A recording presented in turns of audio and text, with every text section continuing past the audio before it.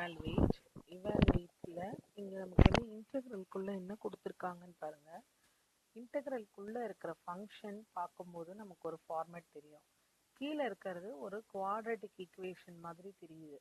But இந்த quadratic ஈக்குவேஷனை என்னால் ப்ராப்பர் ஃபேக்டரில் எழுத முடிஞ்சா நான் பார்ஷியல் ஃப்ராக்ஷனுக்கு போயிடுவேன். ப்ராப்பர் ஃபேக்டர் நான் வந்து பிஎஃப்னு எழுதுறேன். ப்ராப்பர் ஃபேக்டரில் போக முடிஞ்சா பார்ஷியல் ஃப்ராக்ஷனுக்கு போயிடுவோம் நம்ம. அப்படி எழுத முடியல, இது ஒரு இம்ப்ராப்பர் ஃபேக்டராக இருந்ததுன்னா நம்மளால இதை பார்ஷியல் ஃப்ராக்ஷனில் ப்ரொசீட் பண்ண முடியாது. இது எப்படி நம்ம பார்ஷியலில் கரெக்டாக இருக்கா இல்லையா அப்படின்றத எப்படி செக் பண்ணலாம்? ஃபேக்டர்ஸ் ஸ்ப்ளிட் பண்ணி பாருங்க. இங்கே வந்து 1 இருக்கு. ஸோ 1-ஐ ஸ்ப்ளிட் பண்ணால் 1 இன்ட்டு 1 ஆட் பண்ணால் 2 வந்துடும். பட் மிடில் எனக்கு 2 இல்லை. மிடில் 2 இருந்திருந்தா என்னால் ஸ்ப்ளிட் பண்ண முடிஞ்சிருக்கும். நம்ம நார்மலாக ஃபேக்டரைசேஷன் பண்ணுவோம்ல, அந்த மெத்தடில் ஃபேக்டரைஸ் பண்ணி பார்த்தா ஸ்ப்ளிட் பண்ண முடியல. ஸோ ஸ்ப்ளிட் பண்ண முடியலன்றதுனால இதை வந்து பார்ஷியல் ஃப்ராக்ஷனுக்கு எடுத்துகிட்டு போக முடியாது. இப்போ இது என்ன ஃபார்மேட்டில் இருக்குன்னா, lx plus m divided by ax square plus bx plus c இந்த ஃபார்மேட்டில் இருக்குது. இப்படி ஃபார்மேட்டில் இருந்ததுன்னா இது நம்ம எப்படி எழுதலாம்? LX plus M equal to A into d by dx of denominatorல என்ன டேர்ம் இருக்கோ அது plus b. இப்போ இதுல இருந்து a and b நம்ம கண்டுபிடிக்கலாம்.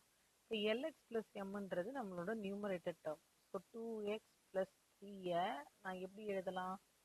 a into differentiation of denominator term. denominator என்ன இருக்கு? x square plus x plus 1 plus b. இங்கேருந்து நம்ம என்ன கண்டுபிடிக்க போறோம்னு சொன்னோம்? ஏவும் பியும் கண்டுபிடிக்க போறோம். ஸோ ஏ இன்ட்டு எக்ஸ் ஸ்கொயரை டிஃப்ரென்ஷியேட் பண்ணால் 2x ப்ளஸ் எக்ஸை டிஃப்ரென்ஷியேட் பண்ணால் 1 ப்ளஸ் பி. இந்த பக்கம் 2x ப்ளஸ் 3 இருக்கு.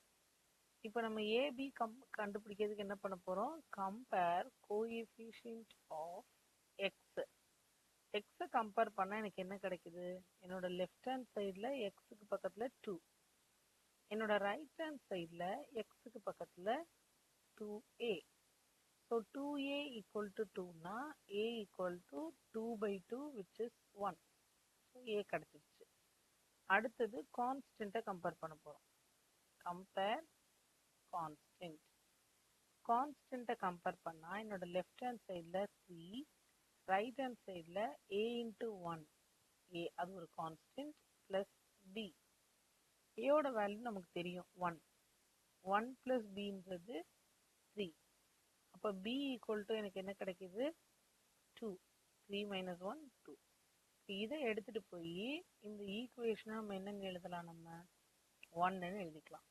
2x ப்ளஸ் 3 அப்படின்ற டேர்மை தான் நம்ம வந்து இப்படி ஸ்ப்ளிட் பண்ணி எழுதுகிறோம். இப்போ ஸோ இந்த 2x ப்ளஸ் 3ன்ற டேர்மை a இன்ட்டு ஏனா 1 இன்ட்டு 2x ப்ளஸ் 1 ப்ளஸ் 2 அப்படின்னு பிரித்து எழுத போகிறோம். இப்போ நம்ம திருப்பி இன்டெக்ரல்கே போங்க. இன்டெக்ரல் என்ன இருந்தது? 2x plus 3 divided by x square plus x plus 1 into dx. இப்போ இதை நம்ம ரெண்டாக பிரிச்சுக்கிட்டோமா? ஃபர்ஸ்ட் பார்ட்டுக்கு என்ன இருக்குது?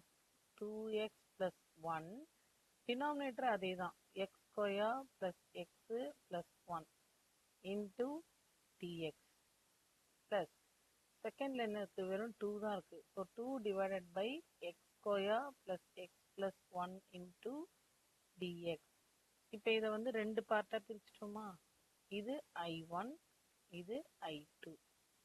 I1-ஐ பொறுத்த வரைக்கும் நமக்கு ஒன்றுமே இல்லை, அது simple.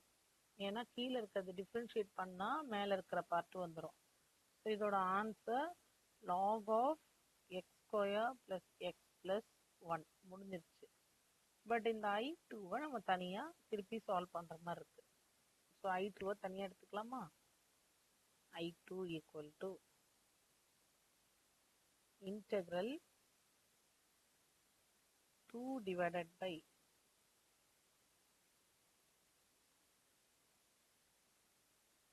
x square plus x plus 1 into dx. இது ஒரு ப்ராப்பர் ஃப்ராக்ஷன்ல இல்லையா, ப்ராப்பரா நம்மளால ஃபேக்டரைஸ் பண்ண முடியல. ஸோ இதை ப்ராப்பர் ஸ்கொயர் வேல்யூவா மாத்துறதுக்கு நான் என்ன பண்ண போறேன்னா, கோஎஃபிஷியன்ட் ஆஃப் எக்ஸ் எடுத்துட்டு அதை டிவைடட் பை 2 போடுங்க. அண்ட் டிவைடட் பை 2 போட்டு வர வேல்யூவை ஸ்கொயர் பண்ணணும். ஸோ இங்கே கோஎஃபிஷியன்ட் ஆஃப் எக்ஸ்ன்றது 1, அதை டிவைடட் பை 2 போட்டால் பை 2. இதை ஸ்கொயர் பண்ணணும். ஸ்கொயர் பண்ணால் எனக்கு என்ன கிடைக்குதோ 1/4. இந்த 1/4 நம்ம என்ன பண்ண போகிறோம், ஆடும் பண்ண போகிறோம், சப்ட்ராக்டும் பண்ண போகிறோம். எங்கே பண்ண போகிறோம்னு பாருங்க. So integral 2 divided by x square plus x இங்கே ஆட் பண்ணிக்கிறேன். அந்த 1/4 இங்கே ஆட் பண்ணிக்கிறேன். ப்ளஸ் ஏற்கனவே அங்கே மீதி இந்த 1 இது மைனஸ் 1/4. அந்த 1/4 நான் ஆடும் சப்ட்ராக்டும் பண்ணுவோன்னு சொன்னோமா. ஸோ ஒரு இடத்துல ஆட் பண்ணியிருக்கேன், ஒரு இடத்துல சப்ட்ராக்ட் பண்ணியிருக்கேன். இப்போ நான் ஆட் பண்ண இடம் எனக்கு எப்படி வரும்னா 2 டிவைடட் பை அந்த ஃபுல் டேர்ம் ஃபர்ஸ்ட் ப்ராக்கெட்டை வந்து எப்படி எழுதலாம்னா எக்ஸ் பை 1/2 ஹோல் ஸ்கொயர்னு எழுதலாம். செகண்ட் ப்ராக்கெட்டு 4 மைனஸ் 1ன்றது 3. ஸோ 3/4. பட் எனக்கு ஹோல் ஸ்கொயர் ஃபார்மேட்டில் எழுதணும். அதனால திருப்பி இது ஒரு மாடிஃபிகேஷன் கொடுக்குறோம். 2dx divided by x plus 1/2 whole square plus 3 இருக்கிறத நான் √3 எழுதுறேன். √3/2 whole square. ஏன்னா √3 ஸ்கொயர்ன்றது வெறும் 3, 2 ஸ்கொயர்ன்றது 4. இப்போ இது என்ன ஃபார்மேட்ல இருக்குன்னு பாருங்க.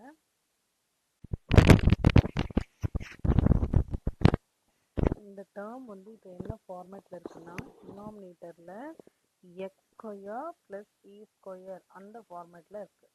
ஸோ ஃபார்முலா எழுதுறீங்க. நம்மளோட formula integral dx divided by x square plus a ஸ்கொயர்ல இருந்ததுன்னா 1/a tan inverse of x by a. இது என்னோட எக்ஸ் டேர்ம், இது என்னோட ஏ டேர்ம். இப்போ நான் என்ன பண்ணலாம், என்னோட இந்த ஆன்சர் ஏற்கனவே 2 வெளியில் இருக்கு. 1/a, ஏயோட பார்ட் என்னது √3/2 tan inverse of x by a. X என்னது எக்ஸ் பிளஸ் 1/2, ஏயோட வேல்யூ √3/2 பிளஸ் சி. நம்ம இங்கே சிம்பிளிஃபை பண்ண போகிறோம். √2 கேன்சல் ஆகாது, இது மேலே போகும். இது மேலே வரும்போது √3/2 மேலே போகும்போது 2/√3 ஆகும். ஸோ மொத்தமாக 4/√3 tan inverse ஆஃப் இங்கே கிராஸ் மல்டிப்ளை பண்ணால் 2x plus 1/2 கீழே √3/2 plus c. இது ரெண்டையும் கேன்சல் பண்ணிக்கோங்க. ஏற்கனவே நம்ம வந்து I1 கண்டுபிடிச்சி வச்சுருக்கோம், அதை இங்கே எடுத்து வந்து ஆட் பண்ணிக்கலாம். So log of x square plus x plus 1 ஒரு term plus 4/√3 tan inverse of 2x plus 1/√3 plus c. இதுதான் நம்ம இன்டெக்ரலோட ஆன்சர். ஸோ நம்ம ஏற்கனவே கண்டுபிடிச்சி வச்சுருக்கோம்ல, ஒரு I1ன்னு ஒரு டேர்ம் போட்டிருக்கோம். அந்த I1ஐயும் சேர்த்து இங்கே எழுதிட்டோம். ஸோ நம்ம I1 எழுதியிருக்கோம் லாக், அதையும் I2 புதுசாக கண்டுபிடிச்சதையும் சேர்த்து எழுதியிருக்கோம்.